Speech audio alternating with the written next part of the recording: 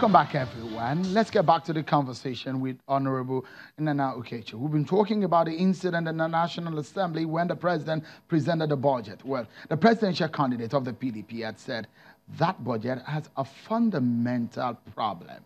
Oh, those are the criticisms. We do hope that our guest, who is of the APC extraction, will be on the program before we close. But in the meantime, let's continue with the conversation. Honorable Ukechi is one of the spokespersons of the PDP Presidential Campaign Council. Thank you so much for coming on tonight. Thank you very much. Let's look at the import of what happened today. And let's take, on Wednesday, and let's take it on the larger scale of the politics of the budget. The PDP Presidential candidate, Atiku Abubakar, said the fundamentals are flawed of the budget. Do you think so? I think that the medium-term expenditure framework has not been brought before the National Assembly, and I do agree to a large extent that the figures, the fundamentals, are a little flawed, yes. In what areas? In what areas? Now, I'll tell you. For instance, the benchmark is at $60 per barrel. We have seen in the last couple of days that the oil prices have danced dangerously at $58 and change. Now, of course, a lot of people have said that because of the anticipated occurrences around the world, that there's the belief that oil prices are going to go up.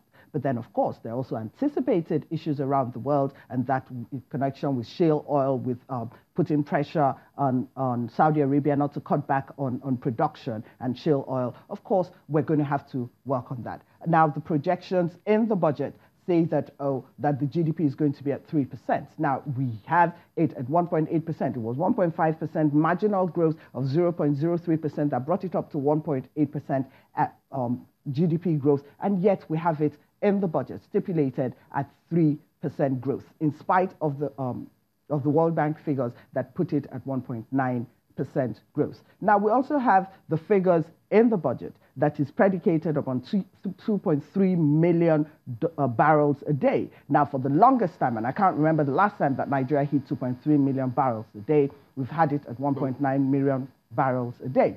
Now, what that means is that the predication, the projections, the inputs on the budget are going to be adversely affect the outcomes of the budget in a way that are likely to be disappointing. Now, when you look at the general principles of the budget as well, all the concerns that we've had, and when they talk about the fact that we've had so many exchange rates, of the exchange rates, we still have the 14 exchange rates that Nigeria presently has. There's no talk about cutting back on subsidy, which means that $1 billion is still going to be committed to subsidy. We still have the concerns that we have about shrinking the budget in such a way when we need to jumpstart the budget. Over 70% of the budget is still committed to debt servicing and recurrent expenditure, leaving us 20% for capital expenditure. So when you look at all these things, you suddenly realize that what we require at this point is a budget of hope, a budget that will create jobs, that will jumpstart the economy,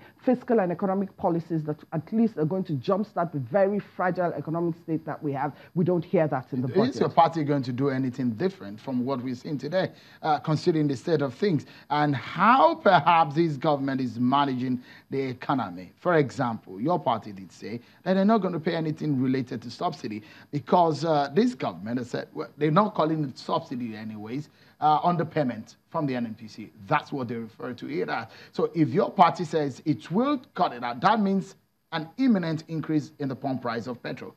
Yes, that means an imminent pump price, immediate imminent increase in the pump price of petrol. But I tell you what it is. You see, I believe that the APC government rode on hope and promises. Now, they have seen that the view is not as good from the driver's seat. And so they're doing the things that they came out. I remember when they occupied Lagos because of the subsidy quarrels. Now, as far as I'm concerned, the PDP government is saying to the Nigerian people that we're going to do things a little differently from the way we've done it in the past. We're going to tell you exactly what it is. The APC government says tighten your seatbelts with no termination point. The PDP government is saying to you that we're going to save on that, but then we're going to show up on other things. It's going to free money for better healthcare, for better security. It's going to free the money for other things in such a way that makes your life better. Can Nigerians, Honorable, trust your party? Your party has held sway for over 16 years in this country, and your party came out to say, we beg for forgiveness. Forgive us, Nigerians, for what you've done in the past. So if your party is coming now, like the APC is saying, Should Nigerians even trust your party any longer? There was a referendum on the PDP, and that referendum was in 2015.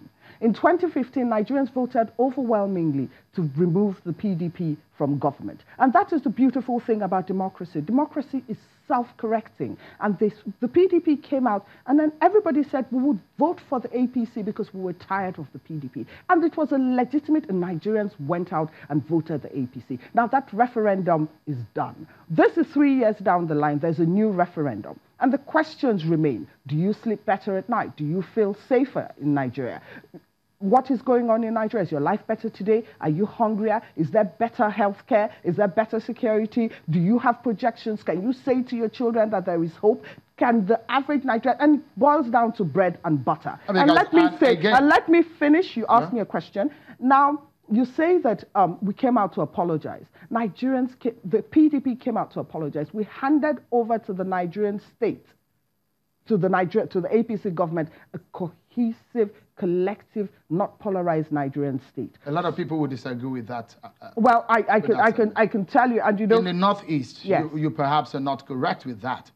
No, in the Northeast, but Nigeria made a lot of progress. Now it was contained to the Northeast. Now its security issues have moved from the Northeast to the North Central to everywhere to the Northwest. Are you saying these were not there before? Not on this scale. You just showed a clip of Mr. President saying this killings. Mr. President is outstanding. Every day there's at least 27 people dying in Nigeria. Now we have then it was the herdsmen clashes. Now we have full-blown issues.